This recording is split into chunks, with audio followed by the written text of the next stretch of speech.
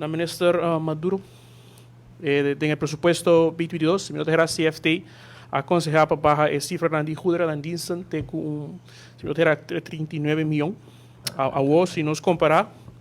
conta vayendo o progresso de promedio de 2 quartal se me terá a lograr a gasta 86 milhões que está reflejado em mais ou menos 40%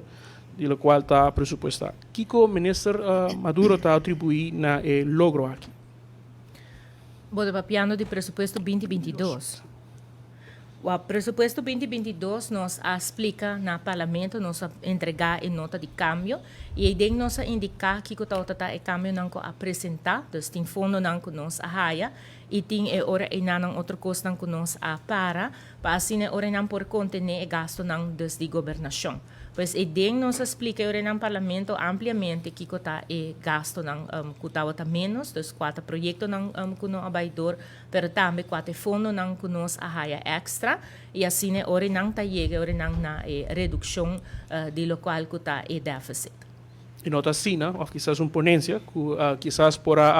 retrasar em fur out algum pago de recibo, para assim aqui quizás essa cifra não por mostrar melhor. Não, nós não tá assim trigonomics, lá nós começamos a bisa esse. Tá assim que nanan que tem realidade sim, que no momento ora que botin necessidade você cara bom, botin déficit que nós começar com déficit de 227 milhões de florins e agora que nós a reduzir na 148 milhões de florins, tá fundo que o governo de Aruba não tem. Nós está hallando o qual que tá